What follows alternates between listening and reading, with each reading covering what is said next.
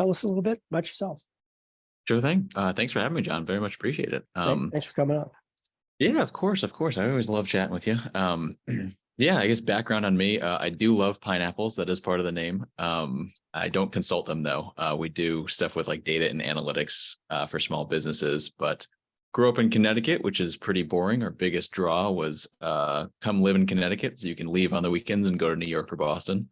But been in Charlotte for about 4 years at the time of this recording. So early 2019, I think I moved down here and have loved it, every part of it ever since, especially the small business community.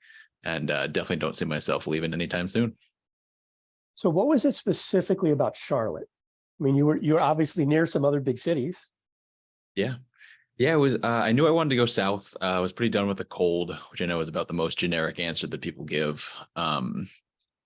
But Charlotte checked all the right boxes. The only one it didn't check was it's not super close to the ocean. We got Lake Norman, we got Lake Wiley, so we got some water, but young city in parts, you can get to the suburbs in 5 seconds. You know, you can have any sort of day that you want. It's constantly growing, new people. I think it's still probably around 100 people a day move here. New things, new restaurants, all sorts of stuff. Very vibrant city. And there's a lot going on. And that was the biggest draw, but it really checked all the boxes. Yep. Yeah, I have to agree. I moved here in 07 and it was a similar thing. Not getting away from the cold. I actually came from South Florida. But it was a handful of other things. I kind of just wanted to, I had lived in South Florida for so long and it had just grown so much. It just felt overcrowded. And I was looking for kind of that happy medium, you know, big city, but I live in Harrisburg, which is about 20 minutes outside of Uptown. So it feels like I'm in a small town, but I'm 20 minutes from Uptown. What area of Charlotte are you in, by the way? I'm in Huntersville right now. It's like right near Birkdale, if folks are familiar, right near the lake. Yeah. Yeah, I like Birkdale. Yeah. It's a nice area. Yeah, also very new, also plans for expansion and all sorts of stuff. And I got my water fix. I'm close to the water now, which is nice. Cool. That's very cool. Yeah, I guess we're what, like 4-ish hours from the beach? Yeah, depending on the beach, but yeah, it's kind of tough to do a day trip for sure. Yeah. Yeah. It's I looked, one of the main criteria for me was the mild weather that we have here, right? So I lived through 2 Category 5 hurricanes and lost everything I owned twice. So I was like, yeah, I really don't want that third strike. And I was looking for someplace where the weather, I mean, this to me fit the bill perfectly. We do get the seasons, but it's not extremely hot or extremely cold. And frankly, we can drive to a lot of stuff. I mean, we drive to the mountains, we drive to the beach, you get to the lake pretty quickly. So yeah. So your business is Pineapple Consulting. Tell me a little bit about, first of all, why the name Pineapple? I know there's a story behind it, but I'm sure people that are not familiar with it would love to hear the story. So why the name, and then what exactly do you do? Yeah. So the story behind the name, it genuinely did kind of start out with, I really like pineapples and that's kind of fun, but moving down to Charlotte, I wanted to embrace Southern hospitality. So the sign of that is, as a lot of people know, like when a neighbor moves in next door, you bring them a pineapple, welcome to the neighborhood. So it's sort of that symbolism, and very, very contrasting to data, which is what we do, which we'll talk about in a second. But data, very boring, hospitality, very inviting and warm. The third reason is pineapples are very vacation type of symbol for me. So I always say if I could help a small business owner take a true vacation, go grab a pina colada, drink it out of a pineapple on a beach somewhere, that, you know, that's kind of the overall goal, and have that nice vacation feeling. Again, completely opposite of data, which is our day-to-day thing of making data dashboards, presenting data so it's digestible, usable. I like to say that we don't really sell a dashboard. We sell access to the information in your business and data-driven strategies and things like that. The vehicle that we choose to use is the actual data dashboard and presenting everything visually. Okay, very cool. So the timing on this is actually really fortuitous for me because I'm in the process of one of my longtime clients asked me to send them like an updated course list. And I do have a course on data visualization, which for those of you out there, Jack helped me to update some of the visuals that I use in my PowerPoint. So it kind of took me out of the dark ages into what Jack and his company are doing now, which is a lot better than what I was doing before. I'll just put it that way. So how exactly did you get into, so I know you have a background that is more than just the data visualization piece, right? So you've kind of done a lot of different things in data analysis and product work. What was it that kind of led you more into focusing on the data visualization piece of things? Yeah, it's kind of a weird niche, right? So everybody hears about data, but data visualization is relatively new in the scope of things. But I really liked it because it levels the playing field. And to me, I've always been a math nerd, and I like the story I tell sometimes is my high school math teacher was out for a week or 2 weeks or something like that, and we had homework to do. The substitute didn't really know math, so people knew that I knew the homework, so I got up and started teaching the class, and then I taught the class for the week. And it was so cool. It was great. I loved it, and it's really not a bragging situation. It's just that stuff clicked for me. It was more the fact that I wanted to be able to make something that clicked for me understandable to everybody else. Yeah. And that was a whole lot of fun. And that's what I find in business now, is that data visualization, creating this, branded with brand colors and stuff like that, trends and indicators and all that important KPI type stuff.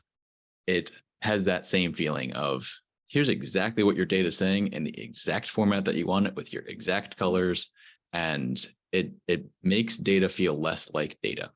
You can get the answers you're looking for in, 15 seconds, as opposed to calling an analyst and digging into it for 5 hours. Yeah. Yeah. So one of the things that I thought about when I thought about data visualization, some of the things that it allows people to do very quickly that you can't really do any other way, at least not as quickly and effectively, is it lets you see trends much quicker, right? It allows you to see things that are kind of anomalies, right? Like that one of these things is not like the other type of thing.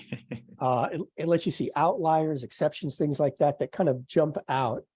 So I'm curious, with most of the folks that you deal with, are dashboards new to them, or is it something where they've worked with them before, but they just kind of want to take it to the next level, bringing you in? It's a little bit of both, honestly.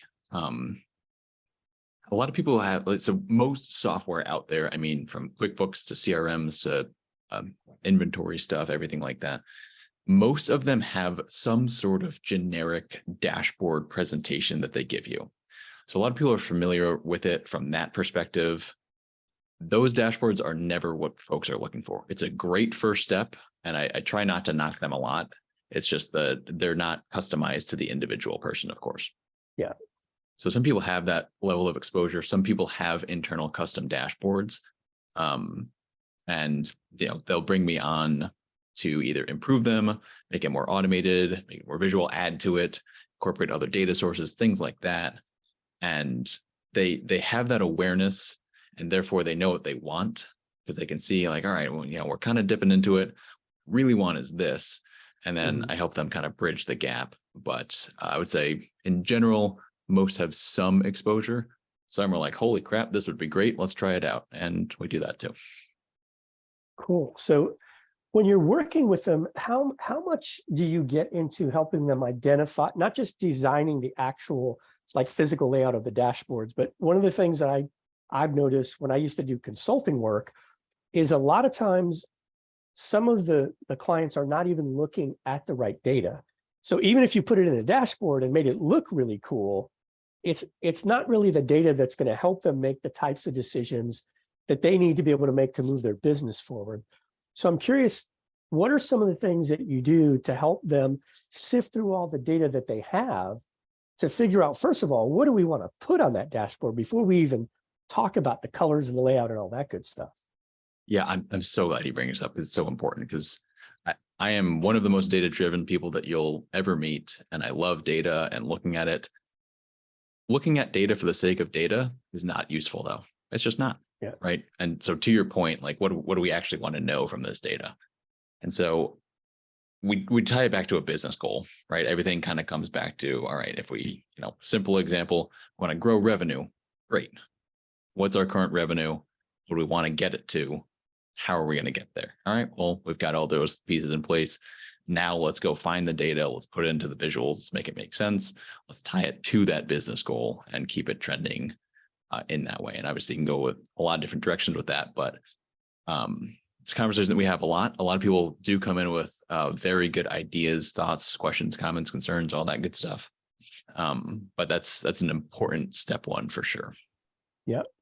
Well, speaking of step one, as you were talking, it made me think about, let's step back a little bit to give the audience a little bit of context. So I know this is what you do now. How long have you been doing this specific type of work with Pineapple? When did you start Pineapple? About 3 years, April 2020. 3 years. Okay. So let's go back way back in the Wayback Machine when you were a little kid. What did you, so I was an accountant before I got into doing training, right? But I did not ever, when I was a kid, think I want to be an accountant, right? So I'm always curious, when you were a little kid and you were thinking about whatever those thoughts were about what you might want to do when you grew up, what were some of the things that you thought about when you were a kid? And does it tie at all to what you're doing now? I don't think shortstop for the New York Yankees ties into data very much, but okay, that was the initial goal. But once I, started getting the hang of, all right, what are some realistic career options? Teacher was up there, which kind of ties in because I wanted to be in high school an AP math teacher, so doing the advanced level classes and stuff. So I guess that ties in a bit because it's the same. Let me take something that's unfamiliar and to a lot of people they don't like it and make it useful. I was all over the map. I mean, I had 17 different majors in college and I'm just making my own from. Wow, dude. I had 6 and almost everyone I've ever talked to is like, holy crap, that's a lot. You just blew mine out of the water. 17. Yeah, I officially applied in the school, et cetera, with 5. But like a legitimate career path focus, I'm going to do this at least in my own head on paper, talking with my parents and stuff, 17. So I've been all, and it's, teaching to physics, to kinesiology, how the body moves. And I think all that was just, I love to learn. I think a lot of stuff is really cool. And I guess if I combine the early childhood goal of math teacher with this desire to learn, data is constantly changing. Programs are constantly changing, software is constantly changing, clients are changing, et cetera, et cetera, et cetera. So this whole using data, making it understandable for clients in a variety of industry sizes, et cetera, kind of really is, I guess, I've never really thought about this, but I guess that is kind of a nice combination of everything. Yeah, it does kind of tie in, like, always learning, your love of math. Yeah, I can see, and believe it or not, as completely different as accounting is from what I wanted to do when I was a kid, there was an actual direct connection of connecting the dots. It just got decoupled at some point. I read a book when I was a kid about this FBI agent. It was like an autobiography. And I thought, I want to be an FBI agent. And then I found out in college that the FBI has a white collar crime division and they recruit CPAs. So I thought, that's what I'm going to do. And either fortunately or unfortunately for me, the semester I graduated, they had a nationwide federal hiring freeze. So that got taken off the table and I ended up in public accounting, but it wouldn't have really mattered because I think this is where I kind of belong anyway, kind of finding my way here. So 5 different majors. What did your major end up with? What did you get your degree in first? Degree is officially, so I made up my own major. So it is officially called, I know, which makes sense after that, but a Bachelor of Science in Investment Analysis. Okay. Yeah, did you ever pursue your, is it the CFA? Was that anything ever of interest? Yeah, it was definitely of interest. I looked into it. There were a few different designations that I looked into. And honestly, the work that I had in the corporate life didn't tie directly to it. And I was really focused on that. And then was really focused on family stuff. And then was like, all right, let me just try and build something on the side. And I did. So I've been kind of focused on Pineapple since then. But I think those designations are great. I know they're a lot of work. but I never dove too deep into them. Yeah, the CFA, I know I looked at the CFA years and years ago. And I pretty quickly determined that it was just too much of an investment of time and money for what I was probably going to do with it, which was really just put it after, the letters after my name, because I didn't want to be an investment analyst. I just thought, kind of like yourself, I was always fascinated. So I started in accounting, but then I worked in corporate finance and I worked in mergers and acquisitions. So there was a lot of math, a lot of financial analysis, a lot of financial statement analysis, and all kinds of different things that kind of played into that. But then I realized the more experience I got, that what seemed more valuable was the more of the experience of structuring deals and strategy, more so than the hardcore analysis. Okay. And I'm kind of curious, actually. So when we talk about dashboarding and data visualization of any type, what are some of the strategic things that you can incorporate? Because obviously, KPIs, or I have a friend who's big into OKRs, OKRs, actually wrote a book about it, and does a bunch of coaching around it. But I'm curious, what are some of the strategy level things that you can help people incorporate into their visualizations? Yeah, it's a good question. So there's sort of the data side of strategy. I shouldn't say the data side of strategy, the data strategy side of things, meaning should we use this platform because it integrates well with that platform? And then there's the actual business strategy that comes from the data that we talk about. And so those are things typically around growth or profitability, which obviously, pretty two generic answers there, but everything ties back to, like I said, those business goals. And so when we talk strategy, I have some folks that look at things kind of like on an employee basis as a somewhat tangible example. And so it goes into strategy for the business of, if we grow to the revenue that we want, we're going to be, this amount profitable, et cetera. We're going to need so many different people. And then once we hit a certain metric of an hourly rate or an efficiency or people working however much, then it's time to hire. So some people use it as that cue of, we're growing and we're going to keep growing. That's the plan. And now we need to hire because of it. So there's a lot of those different things. It's all very custom. Go ahead. Yeah. So as you're talking, I was thinking, it sounds like there are a lot of these things that maybe are like a step function, right? Like, we don't need to hire people until we get to a certain point, but then we're not kind of ramping up in a linear way, because we might need office space and equipment and furniture and computers and all that. And so we're not going to buy those onesie twosie. We're probably going to do it in a stepwise fashion. Are some of the things they look at things like revenue per employee, square feet per employee, gross profit, G&A? Like what types of like headcount associated metrics are they typically looking at? And I'm sure, to your point, I'm sure it varies a lot by company. Yeah, it does, and it always will, which is kind of the fun of it. But revenue per employee is the most consistent one. There's a few others. It's really pick your favorite balance sheet, or profit and loss statement section, and do that per employee. Revenue, expenses, COGS doesn't really get in there, but profit per employee gets in there. And then this isn't totally a by employee thing, but things like hourly rate for service-based businesses. And that, you do break it down by employee. So it's a by employee, not per employee, if that makes sense. But yeah, some of the bigger line items on an income statement get chucked out. Do you notice, I've listened to a lot of podcasts of some of these guys that are more in the digital space, right? A lot more digital products. And I get the sense that, like when I worked at Royal Caribbean Cruises, for example, everything we looked at there was an acronym that everything was measured by. It was the denominator for everything: potential passenger cruise days, right? You take the number of ships, the number of cabins, the number of days that they're going to be actually bookable, because they've got to be out of the water for repairs for a certain amount of time. That becomes your denominator. And then every single thing we measure by that, right?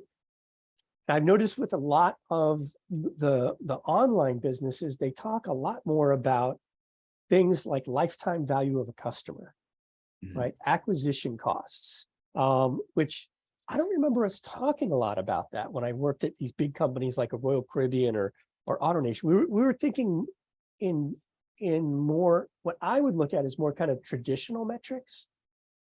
But the more I hear people talk about some of these metrics, I start to wonder why weren't we anyway, I can't speak for other companies, why weren't we looking at things like our lifetime value, our acquisition costs? Are those metrics that you see a lot of companies paying more attention to now?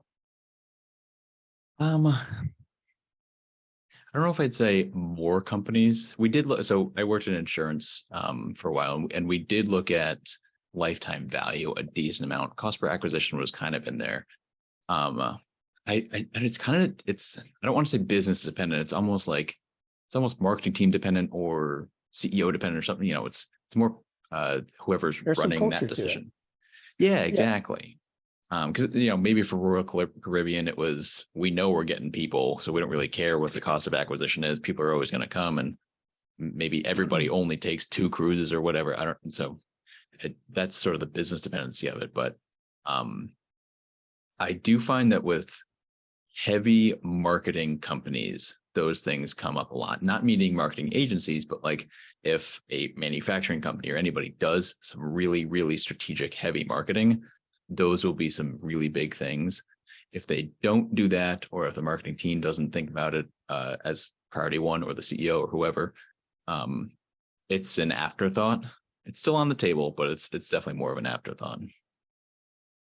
Yeah, that's interesting. That the culture, I definitely sense that with the culture.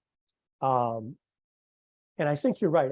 I think at Royal Caribbean, some of the lack of focus on some of those metrics was probably because they felt like, based on experience, they ran at a 90-something% occupancy rate on all ships all the time.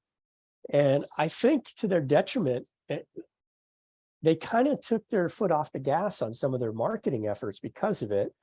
I remember right before I left, they were just finishing one of the new ships, and I had to go to the VP of sales and tell him, the CFO just told me we're cutting the sales and marketing budget by 5%. Oh, by the way, we're getting a new ship, right? So he's got to sell a whole new ship all year long worth of cabins, but we're cutting his sales and marketing budget. And the CFO was like, yeah, but we always run 90 whatever percent occupancy, and we always have.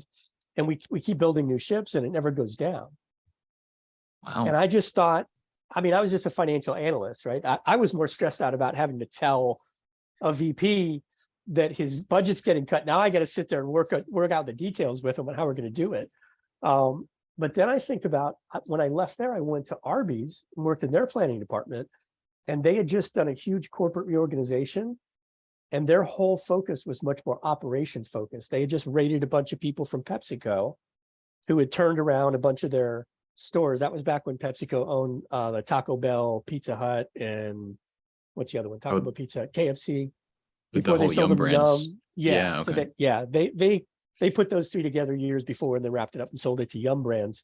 But I got there right when they had just put those together. So they had raided some of those guys that had turned all those stores around, and it was totally operations focused, which was very different from Royal Caribbean, which was, they were more about pinching the pennies. Interesting. So yeah, and it was a cultural thing. It was very much a cultural thing. So what were they looking at operationally? Like, I mean, as much as you can disclose, obviously, like what was an operational metric that they were focused on? Less operational metrics and more getting the financial guys to understand operations better, so that we understood how everything worked together. So I'll give you an example. So we split up all of the stores, like all retail does, into different regions. I had the Western region. I had 89 stores out in the West, right? So I think it was like the second week I was there, after I did like some basic kind of, orientation stuff. The first thing they wanted me to do is go out and have a meeting with the regional director of operations. So he had all those stores that rolled up to him. Then under him, he had district managers, and then they had store managers. They wanted me to go and sit in the meetings that they had. They had like a weekly meeting with the regional, and then they would break up into the districts. And part of my job was to do their budgets and then work on the variance analysis each month. And then if they needed any kind of capital projects, I would help them get that stuff approved. And anything related to money, I was kind of their go-to guy, right? If they needed information or analysis or whatever. And what I realized really quickly was it helped me connect the dots on, I'll give you an example. We had a store where a car drove into the bathroom. This guy just lost control of his car and just drove right into the building. And the car was like in the bathroom. Wow. Right. So, they get the car out of there and they try to repair it the best they can. And they put in a capital appropriations request. And you've worked for some big companies, so I'm sure you can imagine all of the ridiculous bureaucracy involved. Well, there's a very specific process, and there are forms that they have to fill out, and I have to do some analysis, and I have to interview them and get certain and all this stuff. And the regional director gets on the phone. He says, "Hey, John, I need to talk to you," and he explains the whole thing to me. And I said, "Hey, don't worry about it, man. I'm going to do whatever I can to push this through." And I go and I talk to the department head, and he's like, "Well, you know the process. You got to do this." And I'm going, "Stu, they literally have a hole in their bathroom, like they're missing a wall." Like, I've been to the store. It's very different when you physically walk into the store and you see people walking in and immediately walking out. And you got a VP back at corporate who's totally detached from everything. And he's like, "Well, hey, why are sales down? And now they're asking for money on top of it." Dude, go see the store. Put your like store manager hat on and picture people walking into a store with a big hole in it. That for me was the biggest value. And I used to talk to people when I did consulting, and I used a phrase I used to call SWOT on the fly, meaning most people have heard of a SWOT analysis, right? Strengths, weaknesses, opportunities, and threats. Well, that's great. You do that once a year, you put it into a plan, and it goes into a binder and it goes on a shelf somewhere, or it gets filed away somewhere, right? Yep. I used to talk to people when I was in consulting about, do your SWOT analysis on the fly as you're walking around. Get the heck up out of your cubicle, out of your office, and go walk around into those departments that you support. Do you even know what it looks like in the sales department? Do you know what the physical layout is? Do you know what the challenges that they deal with on a daily basis when they can't get information that they're calling us for? Right? Go find out what those things are and learn more about the operations side of it. So when somebody calls and they need your help for something specific you do for them, you've got a lot more context for it. Yeah. Right? That's so important. Even putting your customer hat on, like, would you walk into a store that has a hole in it? Probably not. We had the same issue. There was a store that for years had been putting in capital appropriations requests to fix their parking lot.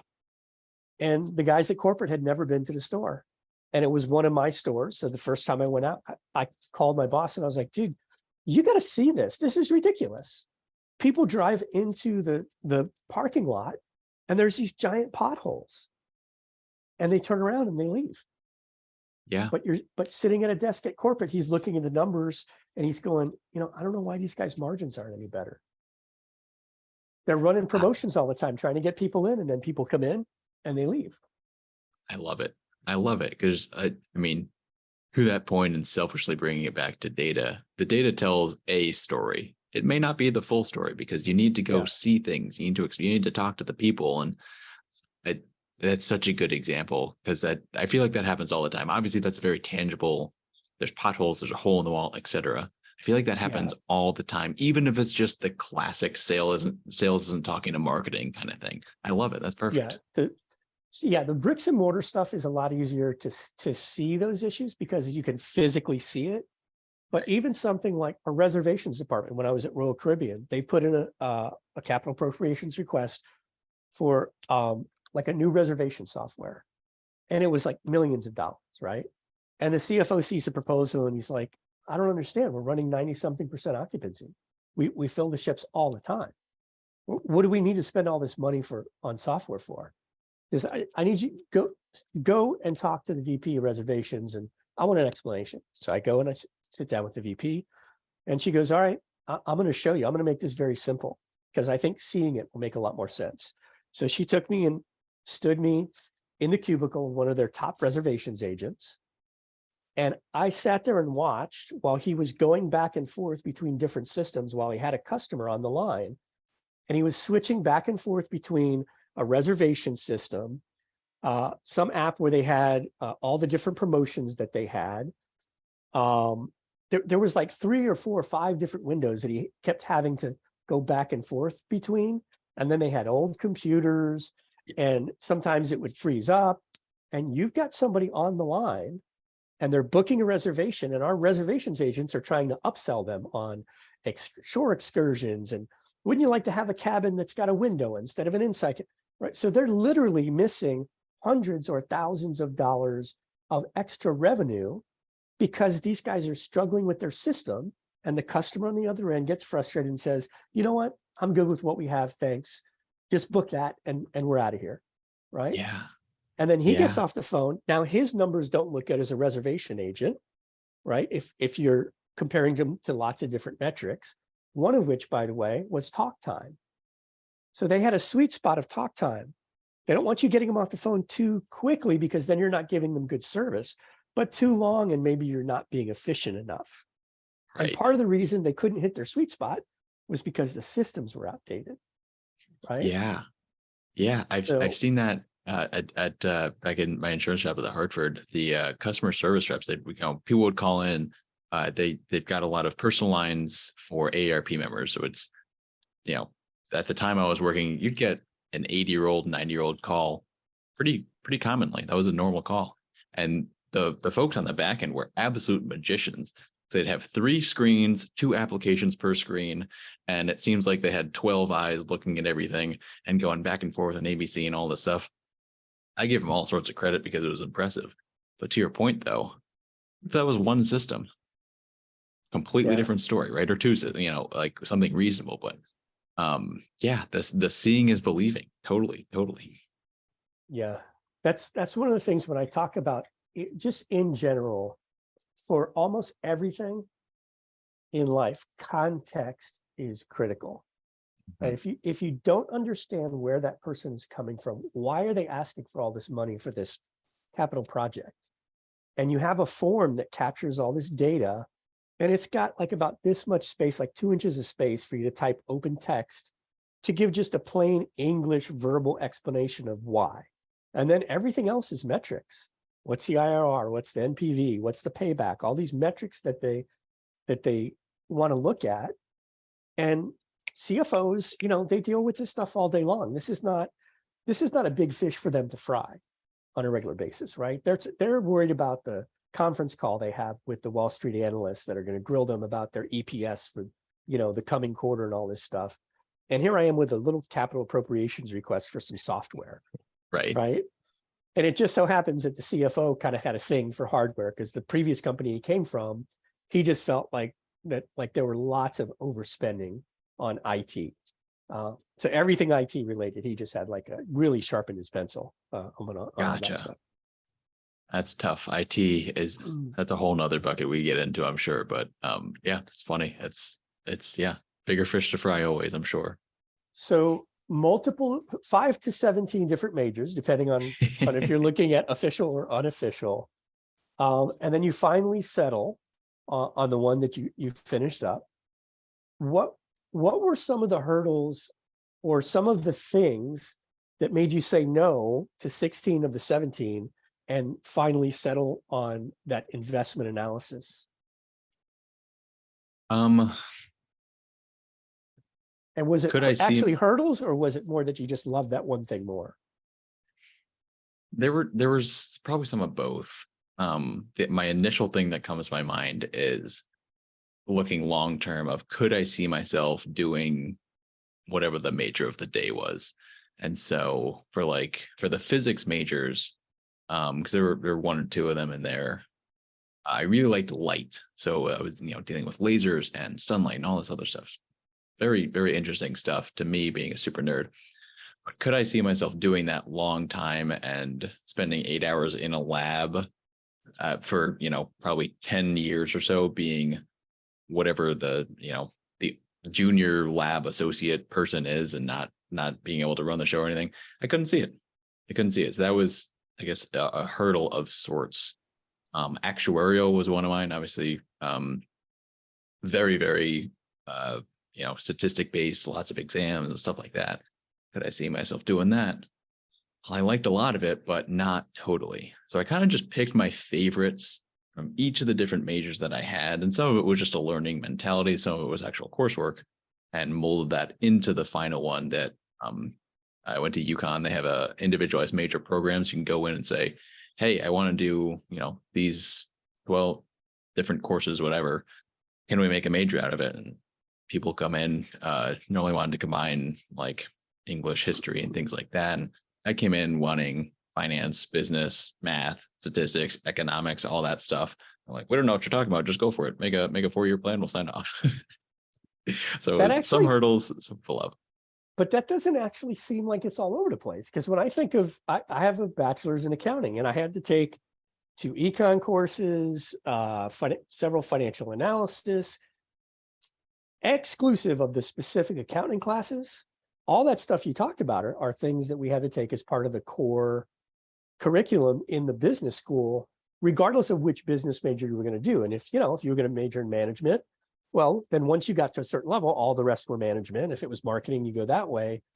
But I mean, I got a little bit of marketing, a little bit of management, a little bit of finance, econ, statistics, systems, all of that stuff before we got, deeper into the actual accounting stuff. So to me, it doesn't sound that unusual, just a little bit more customized to you than maybe a more generic one. But topically, it's not that far off from what I experienced anyway.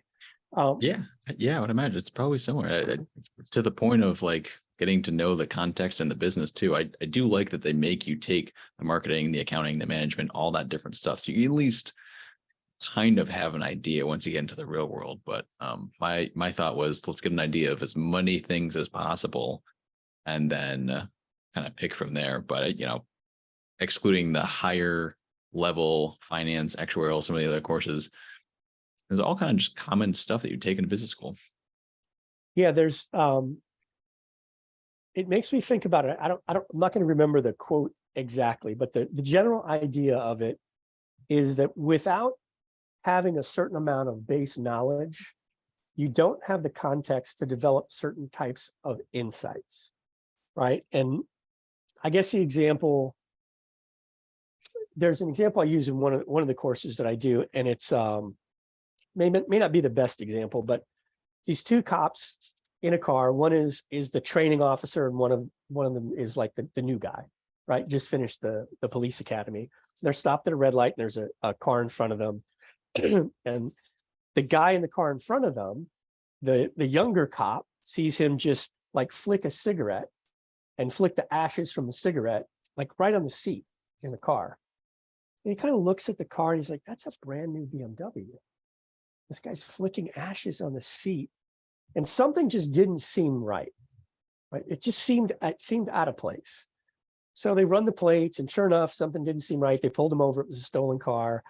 And the older cop asked him after everything is over with, he's like, what was it that made you think that, maybe we should run the plates or whatever? And he goes, it just didn't seem to fit. Something was out of place. You got a brand new, beautiful BMW.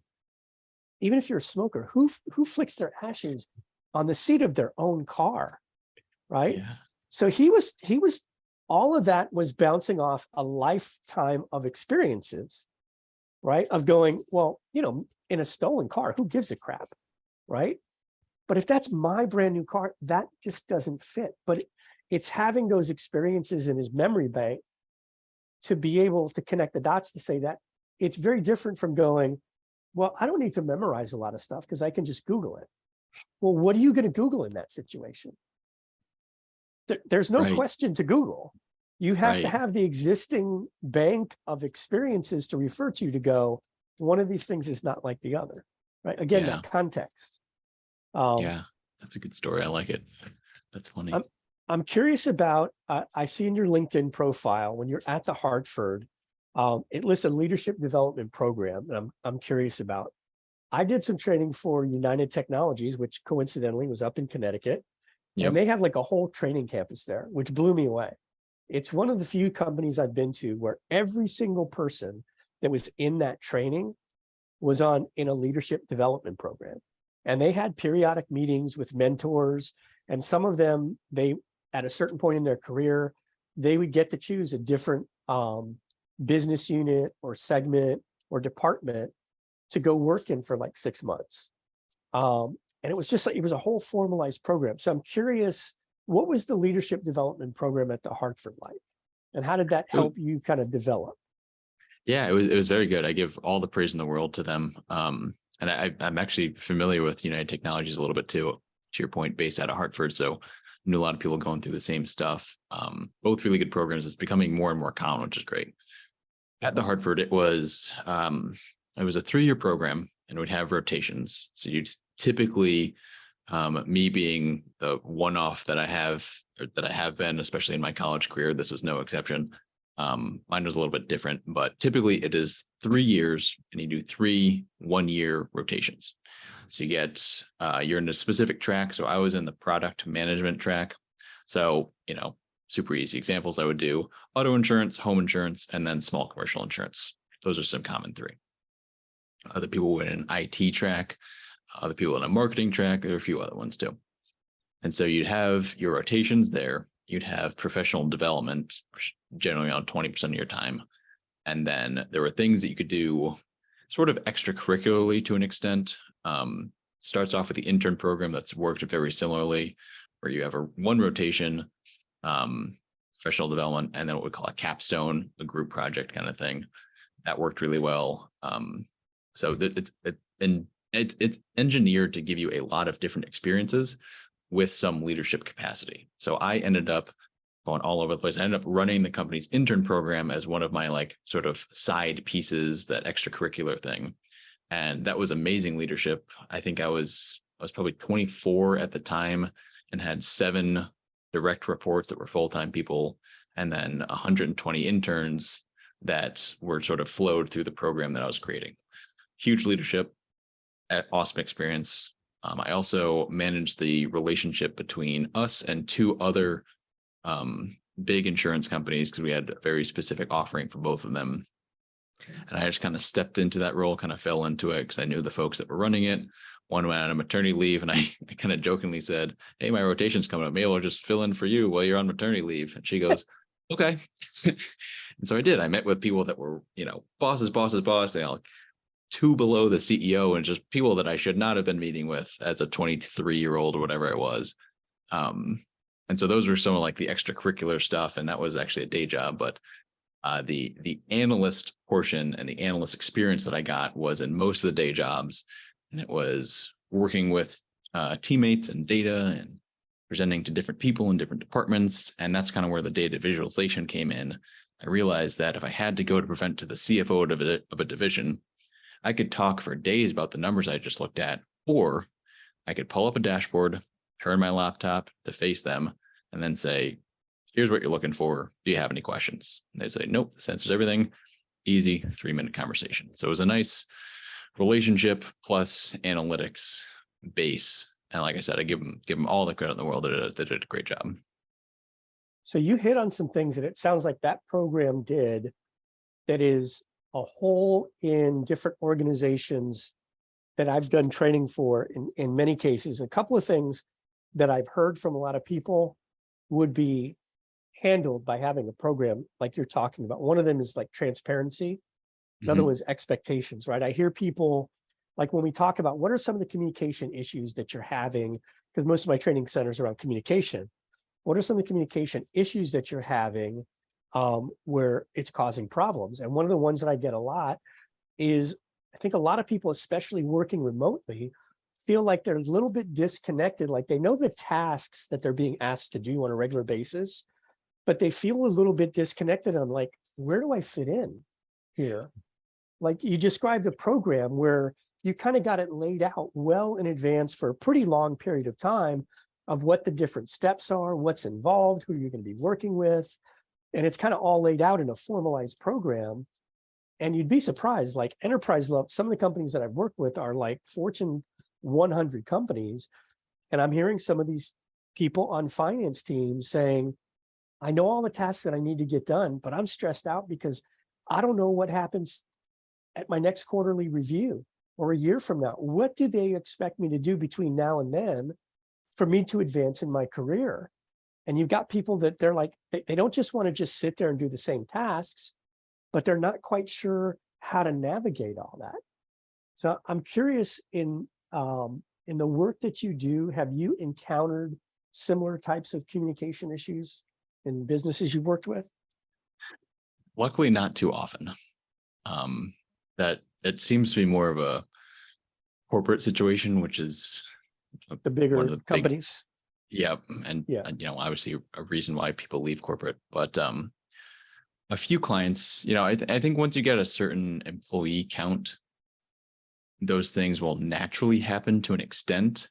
And then it's building the processes and the structure and making sure it's known and transparency, all that good stuff, to try and prevent it as much as possible. Because I think that is a natural tendency for a lot of organizations that have even something like a middle management layer. Once you get around whatever 30, 40 employees, and kind of need that second tier, things like that I have seen create some disconnect. And like I said, I don't see it a lot, or at least as much as I expected, which is a very good thing. When I do see it, it's you come in with a fresh set of eyes, and you could be day one in business school and be like, oh, this isn't working. And it's just tough to see from the inside, but they're, not as often as I expected, which is nice. So you hit on something that I'd like to get your thoughts on, which is, at 24 years old, you were sitting in meetings with CEOs. Now, whether those are department or business unit CEOs or the corporate CEO, kind of an unusual situation for somebody that early in their career. So what are some of the things that you learned that you might be able to share with the audience? Because there's lots of people in these teams that I deal with all the time that are taking on, they're dealing with a lot of VPs, senior VPs, sometimes the CFO, and they have very little experience in how to navigate those conversations. So what are some of the things that you learned that you think stood you in good stead in having those kind of conversations? Yeah, it was definitely a trial by fire type situation, but I'm very grateful for it, and I use those skills every day now. But being concise is a big one. So in those meetings, hey, here's what I've got. This is what you asked for. This is what I'm delivering. And then here are the outstanding items. And, simple things like, here are the next steps, here, blah, blah, blah. Being concise, I think, really helps as I ramble on about being concise. The other thing is, I'm going to say confidence, but with a caveat: confidence within your lane. Okay. Or, at the time within my lane, because when I was having those meetings, I truly was the subject matter expert. Now, I didn't think I should have been. A lot of people probably said, where's the oversight here? I don't know. They worked out well. But the fact of the matter was, I was boots on the ground, having that context we were talking about. And I happened to know the most because I was in it day to day. So I had to be confident knowing, look, these are the conversations that we're having. These are the, analytics that I'm seeing, all that good stuff. Staying with that, being confident in that, but then not saying, here's what I think we should do, Mr. and Mrs. CEO, that has the bigger picture. It's more, I do this. This is what I know. These are facts, and I'm very confident in them. I am happy to provide recommendations of where things might fly. Okay. But I'd never stepped on the toes of the people above me because they had the bigger picture. Yeah. So you just hit on something that I was going to ask as a follow-up question, which was, it sounds like a lot of what you did was analyzing the data so that you could develop those insights to make recommendations. But it sounds like there's got to be a lot of awareness on your part and figuring out, kind of feeling out the conversation. How's your rapport with that person? And what's the best way to figure out, do they want me to give them the recommendations? Do they want me to maybe ask some questions and kind of lead them down that road? Were there any things that you developed that were either intentional or that you maybe just learned through trial and error that helped you kind of navigate that more consistently, where you could kind of more quickly figure out, okay, here's what I need to do to communicate that in this specific situation? Yeah, I had a few tricks. One of them was basically just calling attention to it. So if I saw something in the numbers or in the conversations or whatever, and knew it could lead to, a strategy change or something that was a bit bigger of an impact, I would just call it out and say like, look, this is what I'm seeing. If you don't mind, like, I'm going to take a half step outside of my lane, and this might make sense if everything else might make sense. And we just kind of soft pitch it out there. And a lot of people were very receptive to that. And I've had a few people, and still to this day, with clients, they say, no, like, please, like, what, you took a half step, like what's the full step outside of your line? Like, give us the objective third party perspective kind of thing. So making it known that like, look, I know that this might work, so let me throw it out there. I can shut up if it doesn't make sense, but also like, here are some thoughts. If they're wrong, they're wrong. If they're right, great. I'm happy to talk more. I love that half step out of my lane. That's a great, as you put it, a great kind of soft pitch. Like you're letting them know up front. I'm not saying like this is the only way or whatever. You're in a very soft way transitioning to that and leaving the door open to, I've always recommended to people that, especially in a situation like that you go in with the idea like an attorney going into court. And you want to think about what are all the different questions and issues that come up, and let me prepare for every single one of them. And I'm going to have those already in my bag or somewhere, but I'm not going to walk out and just dump it all out, right? I've got a plan, and I'm going in with that plan. And it sounds like kind of like your approach was, I've got all these recommendations and insights and all that I could bring up, but I'm going to feel out the situation and kind of see where it seems like they're comfortable with me taking this. Because at the end of the day, I mean, shoot, I was in that position as well, 23, 24 years old, and sitting in meetings with CFOs, CEOs, boards of directors, and feeling very intimidated. But they kind of almost forced me to say more, because it was like, hey, what are we paying you for? Like, you're not financial reporting. Like, tell us what you think. And at first I was very timid. And then I finally learned, over the course of some time that, hey, that's really what they want me to do. Right? If they just wanted to report, they could have just ordered it from financial reporting and got the report. They wanted someone to save them some time and go through a bunch of data and just come in with a few key observations and maybe even some suggestions. Hey, I see this trend. Maybe we could try this. Here's 2 or 3 different ideas. And, what do you think type of thing. But that half step outside my lane, I love that wording. That's a Thank you. It's a soft way of putting it, but it's clear that, hey, there's more here, right? That half step makes it very clear. This is just the tip of the iceberg, but I don't want to step too far out. Yeah, that's really insightful. Oh, like thank you. It's worked well. It's gotten some good feedback, and I respect people that take big swings, because, like average modern day baseball players are going to hit a home run or strike out. And when you hit a home run, it's a lot more memorable. It's not really my personality. I'm much more like, hey, let's collaborate on this. And so that ended up working for my personality, and especially the folks that I was dealing with in corporate world. And a lot of the clients today are right. Like, we're not here to force anything. This is just a thought. And then I kind of love to your point, like kind of noticing this trend. I'm not sure if this is a problem, but it's a trend. And people are like, let's dive into that. And they kind of pause the meeting and like, what is this? And so then they get curious too. And then you can kind of have that conversation a lot easier. So where do you think that came from? That ability to read, that's a pretty high level of awareness for a 24-year-old at the time, in what could be a very, very intimidating situation. Where do you think those skills came from?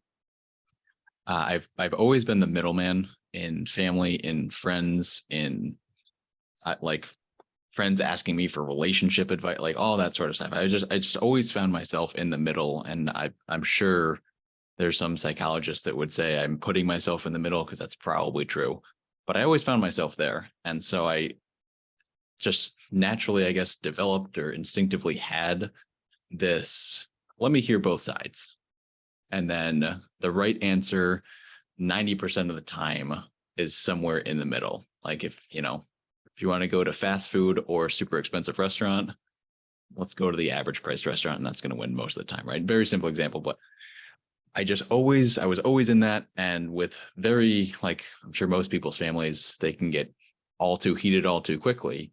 And so being the middle man in a potentially heated situation, friends, family, whatever, it was forced. I had to, all right, let's see both sides. I want to make sure everybody's happy. One of my flaws, you could say, is I want everybody to like me, which is totally true. I do. But there is the positive side of that, of I get to have that perspective of the soft pitch, the naturally collaborative, things Right. like that.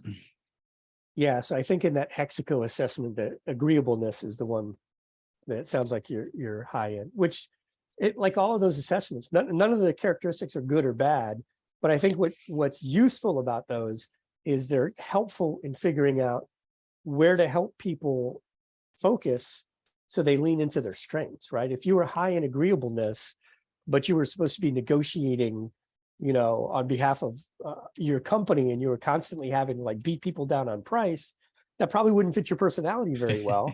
But for what you did, it seems like it worked really well. Yeah. I was lucky to not have to be in that situation. To here's what I'm doing, here's what we're doing, this is the way it is. Yeah. Negotiate. That's always one that I still to this day. I had a conversation with a new client recently. We hammered everything, all the other details out, the day, the time, the duration of the training. We went through the outline and everything, and they were like, "Oh, this is all great." And then it got time to talk about money. And I was like, God, I hate this conversation. I'm just not that guy. I'm just like, let's just make this work, And I always pitch it in the form of a partnership, right? Like, look, we're both working towards the same goal, right? You have a training event that you need to put on. I'm a trainer. You need someone to fill a slot to do that training on a particular topic. Okay, you think I might be a good fit, but you've got a certain budget, right? So how do we make this work? What works for you? And then you kind of, it's still that give and take, but I think those kinds of awareness around those things is really helpful to get people in the right seats in different organizations. So speaking of organizations, we're right about the time that we need to wrap up. So tell me and the audience a little bit more about, so we know what you do, who are the types of organizations that are your ideal clients? Because it sounds like it's not a company like the Hartford, like you used to work for, but maybe like a smaller company with similar wants and needs, but a little different size of a company, different environment. Tell us about that. Yeah. So I love working with small companies. I'm at time of recording, I'm a 2-person company. We're bringing somebody else on soon. And hopefully that number is ever growing.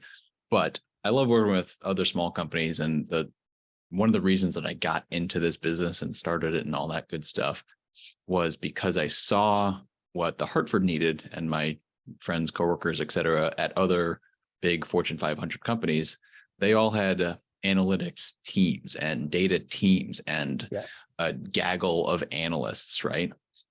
Small businesses still need that level of insight. They just don't have access to it. So I love helping the small businesses. So how what small? is small? Yeah, exactly. So I've got a couple solopreneurs that I work with. The average is probably around 40 to 50 employees. 20, I've worked with really, really good, strong 20-person teams. I've got 100, I've got 250, I've got a super outlier at 6,000, but most in that averaging around 40 to 50 employees. Industry does not matter. It's much more of a mindset of, we know data is important. We know we got to get the value out of it. We don't have the resources internally to do it. And who is the person, typically the decision maker, that hires you? Is the CFO? I would say roughly half the time it's the CFO. Roughly the other half is the CEO. Once it gets into like some of the bigger companies, chief data officer, somebody like that, is sort of the third most common. Okay. And industry doesn't matter. So that's important. Mm-hmm. Well, what is the best way for people to, before we do that, I'll ask you about like how to contact you and all that kind of good stuff. you do a podcast, right? Yes. Yep. Tell me a little bit Yeah. about your podcast. Yeah. It's an ever-changing adventure, but it's very Charlotte based. So as we were talking about at the beginning, we both moved to Charlotte. A lot of people are transplants to Charlotte. So we are 4 transplants and a microphone. And so we talk about the small business scene in Charlotte. We've got myself from Connecticut, we've got somebody from Ohio, somebody from LA, and our guests are from all over the place, but we do it in person in Charlotte. And, we support a local restaurant. We do it there. It's a lot of fun. Generally, we have small business owners on there. So we talk small business. We talk new things that are happening. We talk, topically, depending on when we are, but like things like end of year planning, how things should be incorporated, new marketing, things that we're doing, stuff like that. And then also just we have some fun. We talk about the Whitewater Center in Charlotte. We talk about all the good things about Charlotte, and the conversation is going to go in all sorts of directions at any given time. So we keep people on their toes, but the core is small business Charlotte. Very cool. And yeah, you we got to have you mentioned- on there. Yeah, it sounds like it would be a blast. Yeah. You mentioned that you have a course that you're going to be putting out pretty soon. Tell me a little bit about that. Yeah, so this is it's kind of funny because we're legitimately selling the secrets of how we make dashboards. So it's a little course on just being data driven for small businesses, and it starts off with, here's what data driven means. Don't think about corporate with all these crazy AI, machine learning, data warehouses, etc. Think about QuickBooks and your CRM, because that's data for small business. And then how do we take that, tie it to a business goal like we were talking about earlier, put it into a dashboard and make it usable. So the theory is most people want to be data driven. Here's how. The best way to be data driven is to see things visually. So we kind of give you the tools for all that. And what's the format for the course? Is it a live course? Is it recorded, or? It's recorded. It's an online course. You've got some access to me with questions and stuff like that. Not unlimited, of course, but access to me. But 2 hours of video, so it's a relatively short course, and I think people can learn a lot. And the whole goal of the business, let alone the course, is to help folks be data driven. And this is just another tool in the tool belt. And how will they be able to access that? Are you going to be on one of the big platforms, or are you just putting it on your own website? Yeah, so it's our own site. We do it through a platform called Thinkific. Anybody's familiar with that? Yep. But we have a page on our website, which is pineapplecf.com, as in pineappleconsultingfirm.com. So we've got, details and screenshots and stuff like that there, and then a link to the course itself. Okay, great. And so you said you're coming out with a course, so it's not available yet. When's it going to roll out? Yeah, it is. Yeah, it is. At the time of recording, we released it yesterday. Okay. So once this airs, it'll certainly be live, and hopefully all the bugs will be done at that point too. Okay, cool. Well, at some point offline, I'd love to pick your brain about that, because I'm working on a recorded course as well, and I've looked at a bunch of different platforms and different ways of doing it. So that would be, I'd be happy to. Be great. Yeah. Well, I want to respect your time. We're a little bit over an hour, but I want to make sure that there's a few things that I want to make sure we did cover: who your ideal clients are, your podcast, your course. And with that, is there any, if you had a question to ask of another guest on this show, thinking about communication issues in general, because I try to bring everything back to communication. You've hit on a lot of really good topics. But what is one question you might ask somebody else that would satisfy a curiosity that you have about communication, especially in finance? Ooh, I like it. It's a good format for a podcast too. I like this. I think it'd be around decision making. So both as a CEO or a stereotypical decision maker, somebody in the C-suite, how do you make decisions in regards to collaborating with your team and getting recommendations from them? And then vice versa, if you are the team, quote unquote, or working with the team, how do you incorporate their decisions and their recommendations, and And what is that? Do you like it? Do you have a framework for that decision-making process? And how is that a collaborative thing? I think that in the end helps communication quite a bit if that decision-making framework is known. Yeah, those are great questions. So I've got some people that are on my wish list, a bunch of which are CFOs, CEOs, directors of FP&A. That's a great couple of questions to ask some of those guys. So you will see that on future episodes, because I think the way you frame that's a really the answers to that would be really useful. Yeah, I'll be tuned in to find out. You better. Yeah. All right, Jack. Well, with that, I want to go ahead and wrap up. Everybody, this has been Jack Tompkins, and you can find him. We're going to put all the information in the show notes, so they'll be easily available. But what's the number one way, easiest way for people to get in touch with you? Website, pineapplecf.com. All sorts of examples, ways to contact me there. Easy peasy. That's how to do it. Thanks so much, That's John. how to find Jack. Thank you, man. We'll see you guys next time.